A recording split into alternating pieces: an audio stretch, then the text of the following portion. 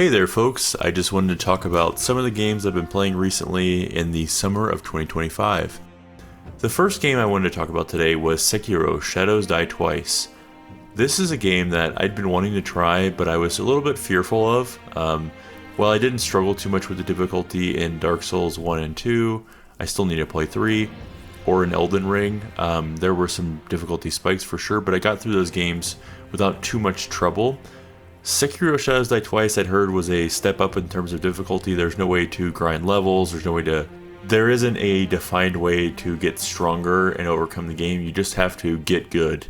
And so that sort of was like okay, let's see if I can do this. And I started Sekiro back in May, and I think I liked the way I played this game, where I got to a boss and I chipped away at it and then I overcame it.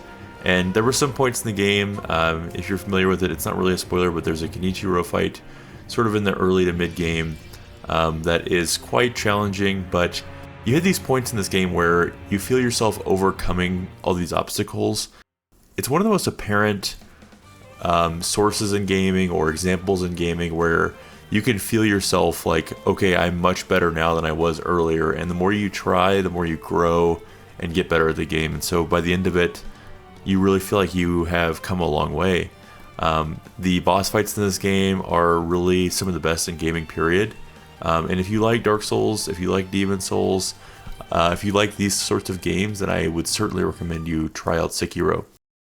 So the next game I want to talk about was Tokyo Mirage Sessions. This is a game I've been wanting to play, and I am finally booting up here. Now that I got the Switch 2, I was really waiting for the Switch 2. I am tired of the Switch 1 hardware. It's just not sufficient for me right now to play some more recent games. Unfortunately, though, with this game, Tokyo Mirage Sessions, it just seems a little bit blurry. It looks a little bit low resolution. It's locked at 30 frames, and of course it's a JRPG, but it's like a little sludgy looking compared to some of the other games. They look fantastic on the Switch 2, and so this is pretty standard Atlus fare. If you played other Atlus games, Shin Megami Tensei or Persona, I really recommend checking out Tokyo Mirage Sessions. It just seems like a more fun, sort of not particularly lighthearted in some sense, but just a little bit more breezy of a game compared to some of the other games that Atlus has made. So I would recommend that. Particularly Shin Megami Tensei 5 has sort of a dark tone. This feels a little bit lighter, a little bit breezier, and also the Fire Emblem crossover here is probably interesting for a lot of folks that like that series as well. And so speaking of the Switch 2, I got it on launch day. I just was excited to get the Switch 2 to feel the new hardware. And so what do I think about the Switch 2 overall? I've had it for about a month now, right? I think it came out early June, and I've been really pleased with the system. I think it's really fun to use. The build quality is much better. I was really tired of the Switch 1's, frankly, Fisher-Price build quality. I have an old Switch 1 I got probably in 2018 that I was just really tired of using.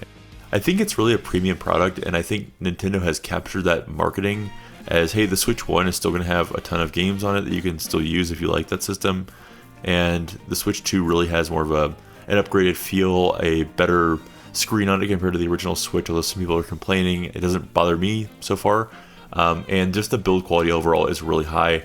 I got the Switch 2 Pro controller also, and I think it's a fantastic controller, and I've been having actually a lot of fun also going into the virtual console and trying some things out there.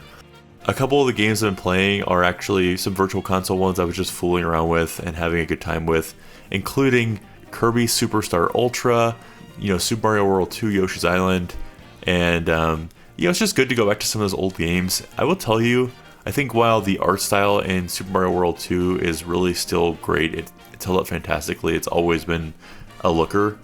That hand-drawn background in that game is fantastic. I was really pleased with seeing Kirby Super Star Ultra on the Super Nintendo. This game is one that I had played the DS port of when it first came to DS. Actually, it's just called Kirby Super Star SNES, right? I think the Ultra one is the DS version. Yeah, that's true. So yes, just Kirby Super Star is what I'm playing.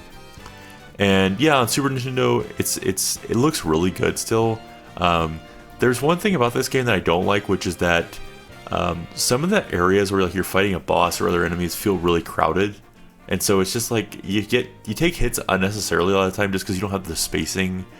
Not as open perhaps as a Mario game or others would be in terms of the platforming. I still really like it. I think it's a beautiful looking game, not a difficult game, but really cool. So having fun with some virtual console ones. I also booted up Wind Waker, still really early in that one, and that's my first time playing Wind Waker. So we'll see how that goes. One other thing on the Switch too that I have been playing recently is Splatoon 3. I've been playing Splatoon 3, and I had not played a Splatoon game previously. I've been wanting to play this series, but again, not the biggest fan of the Nintendo Switch 1, just from the performance standpoint of it. And sorry, Nintendo fans, I love Nintendo, but I'm really been waiting for this system specifically for several years now. And Splatoon 3 with its updates looks really good. I wouldn't know it's not a PS5 game with its art style. Now with the 60 frames update, it looks great. It's a fun game. I think it's a little simplistic for me in some way. I don't think I'm good at the game, but I think it's a game where it truly is something where if you were 11, 12, 13, 14 years old, this is a fantastic game for that sort of age bracket. The early, late kid to early teen age. This is a great game for those people. Really had a great time playing Splatoon, but I don't know that I'm necessarily the target audience there for it, but it was cool to try out one of those games finally. And so the last game I'll talk about today is Tetris Effect. This is a game I already played back on, actually it was on Xbox a while back, years ago. And I just got it on PC again in the Steam sale, and I was like, I'll try out Tetris Effect again. It's really a great game. It feels so good. The music is really good in some sense. The experience is really good. And I will tell you, this game is a nut crusher. It's a tough game, surprisingly. And I don't know why. I've always felt like I was fine at Tetris. But maybe it's because I haven't played it in years. But it is kicking my ass and I'm losing. So I think that is kind of interesting. So Tetris Effect is a cool visual experience, cool audio visual experience. And I recommend trying it out if you're not familiar with it. So I just want to come and make a video about some of the games I've been playing recently this summer, some of the summer gaming I've been doing, and really cool to have the Switch 2 finally and get back into the Nintendo ecosystem after waiting for the system. And I'm eager to play some other games and talk about other games I'm playing in the future. So thanks for checking this one out, guys. I appreciate it. Let me know in the comments what some of the games you are playing this summer are, and have a good one. Peace!